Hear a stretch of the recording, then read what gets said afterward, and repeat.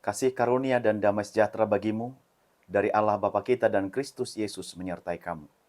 Amin. Bapak, Ibu, dan saudara-saudari yang terkasih dalam nama Tuhan kita Yesus Kristus, firman Tuhan bagi kita dalam ibadah pertangyangan tertulis dalam kitab Pengkhotbah pasal 3 ayat 11 sampai ayat 15. Demikian.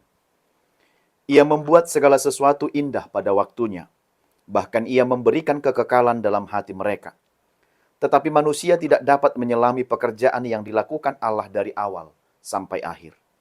Aku tahu bahwa untuk mereka tak ada yang lebih baik daripada bersuka-suka dan menikmati kesenangan dalam hidup mereka. Dan bahwa setiap orang dapat makan, minum, dan menikmati kesenangan dalam segala jerih payahnya, itu juga adalah pemberian Allah. Aku tahu bahwa segala sesuatu yang dilakukan Allah akan tetap ada untuk selamanya. Itu tak dapat ditambah dan tak dapat dikurangi. Allah berbuat demikian supaya manusia takut akan Dia.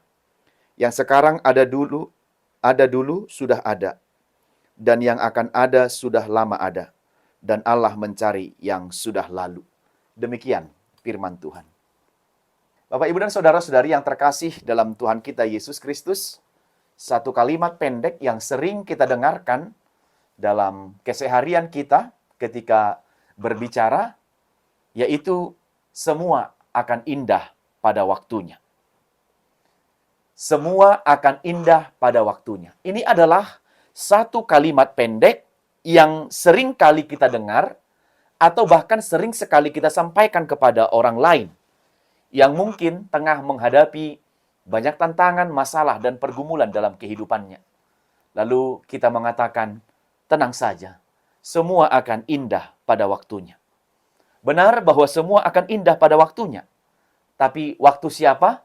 Tentunya yang dimaksud adalah waktunya Tuhan. Karena waktunya Tuhan tidak sama dengan waktunya manusia.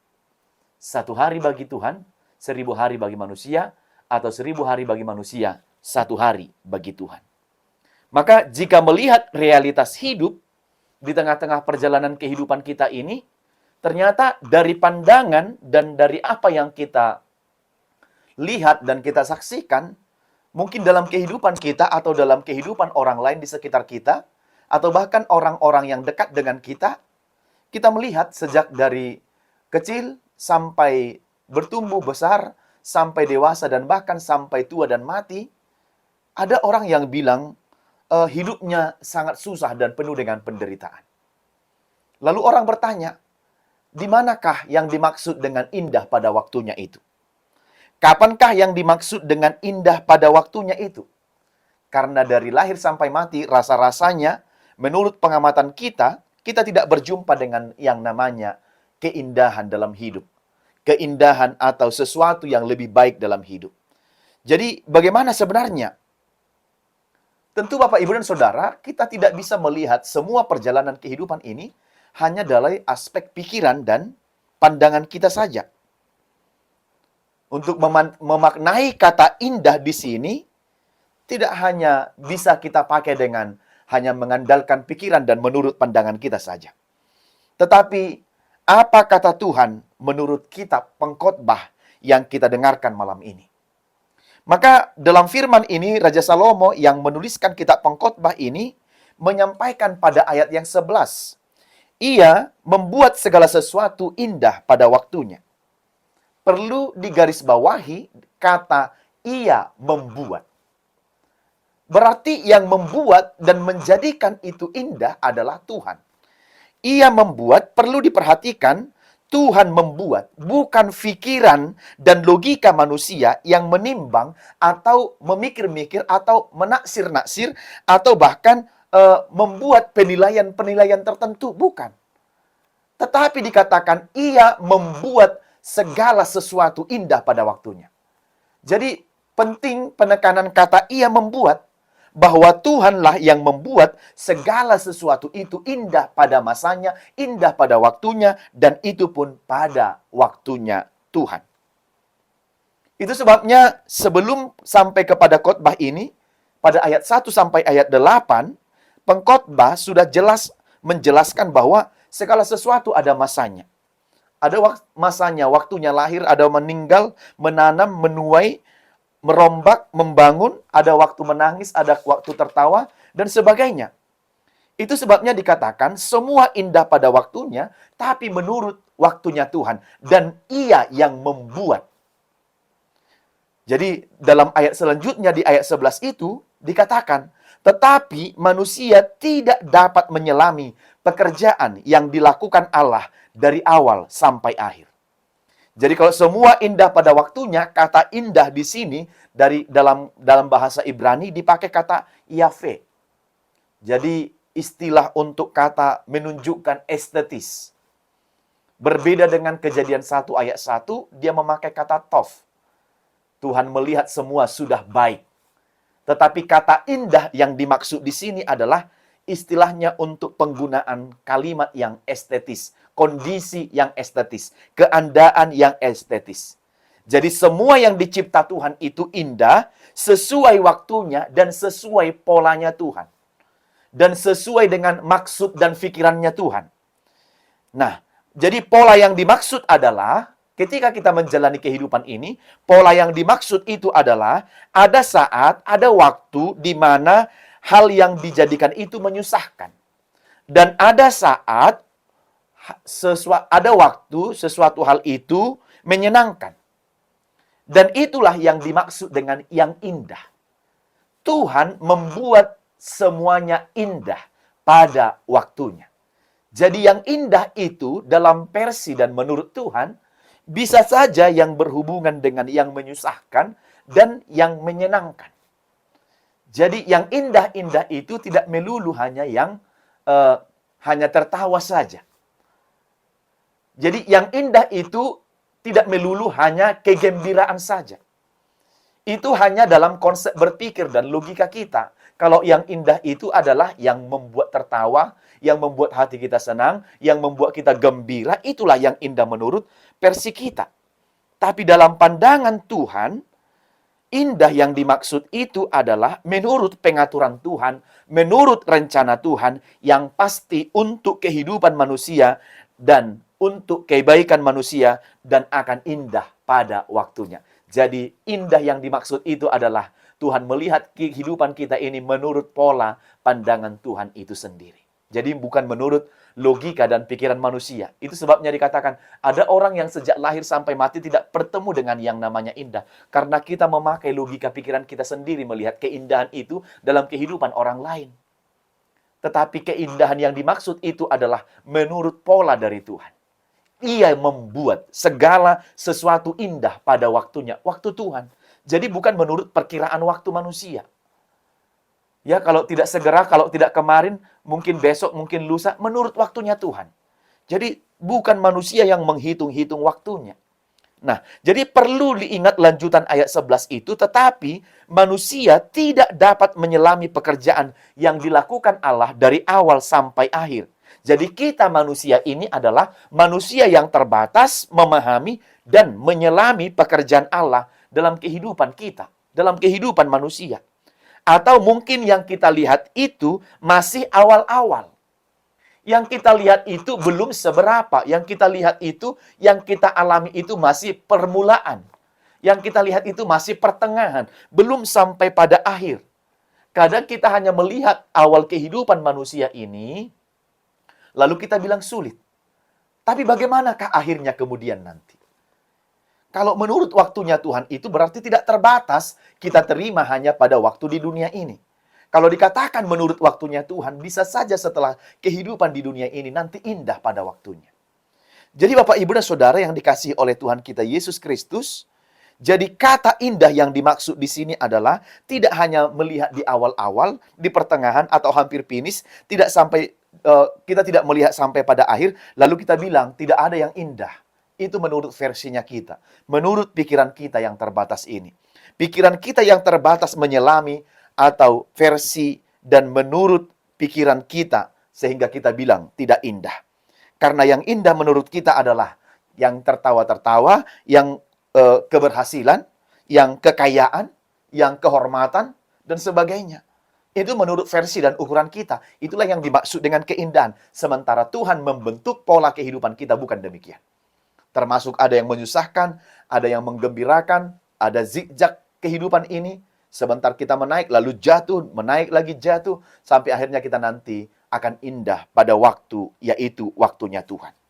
Jadi, iya, keindahan yang dimaksud itu sekali lagi tidak melulu saat kita meraih sesuatu yang mensukseskan dalam kehidupan kita ini, atau sesuatu yang hanya menggembirakan saja. Baik suka duka itu juga adalah hal yang bisa dikatakan akan indah pada waktunya nanti. Maka ayat 12 itu semakin mempertegas kemudian yang dimaksud indah pada waktunya ini. Ayat yang ke-12.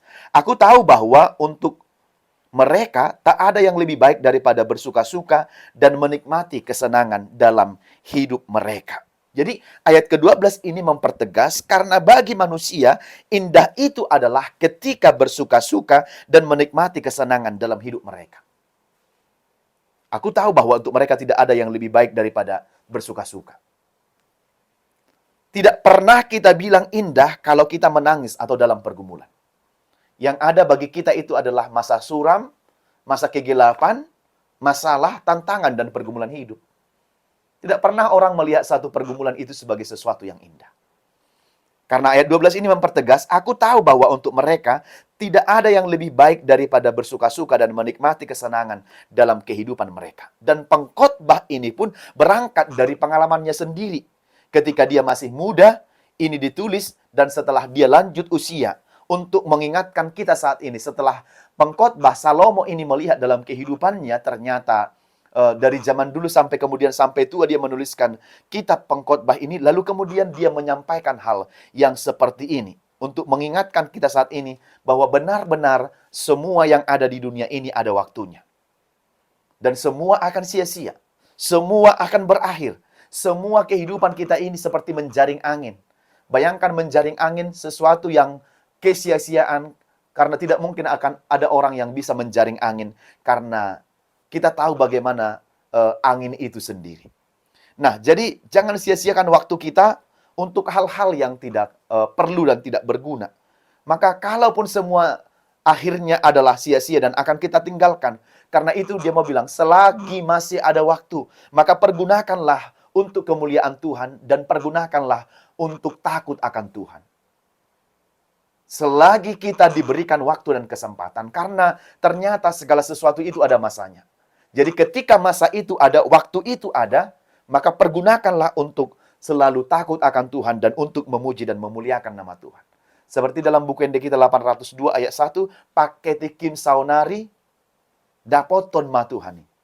Unang budang sidalian ingot jepek tikimi. Jadi waktunya tidak panjang dan tidak banyak. Pakailah waktumu sedemikian rupa sebaik mungkin untuk kemuliaan Tuhan. Ayat 13. Selanjutnya dikatakan, dan bahwa setiap orang yang dapat makan, minum, dan menikmati kesenangan dalam segala jerih payahnya, itu juga adalah pemberian Allah. Setiap orang yang dapat makan, minum, dan menikmati kesenangan dalam segala jerih payahnya, itu semua karena pemberian Allah. Jadi semua yang ada pada kita, nikmat yang kita rasakan, makanan dan minuman yang kita nikmati dan kita peroleh, semua itu adalah pemberian Allah. Jadi kalau kita bisa menikmati di bawah matahari ini, di bawah di kolong langit ini, kita bisa menikmati semua itu, semua makanan dan minuman dan segala yang baik yang ada pada kita itu adalah pemberian Allah. Karena Dia tahu apa yang perlu bagi kita. Maka makanan dan minuman itu sekali lagi adalah pemberian dari Tuhan. Maka jangan bilang karena keringatmu saja, karena usahamu saja, karena kerja kerasmu, karena kuatmu, karena lemburmu. Tidak. Semua itu adalah pemberian Tuhan melalui apa yang Anda kerjakan, yang kita lakukan dalam keseharian dan kesibukan kita. Bukan karena semua karena Tuhan ikut campur tangan dalam setiap pekerjaan dan aktivitas yang kita lakukan. Bukan karena hebat dan tangguh serta kuatnya kita. Jadi sekali lagi, maka jangan pernah bersungut-sungut atas pemberian Tuhan. Semua itu dicukupkan oleh Tuhan. Kita kenyang melalui pemberiannya. Kita kenyang untuk semua apa yang Tuhan berikan dari kemurahannya. Maka ketika kita menikmati makan dan minum kita, jangan pernah lupa untuk bersyukur dan berdoa kepada Tuhan atas segala pemberian-pemberian dan berkat-berkat Tuhan yang melimpah dalam kehidupan kita.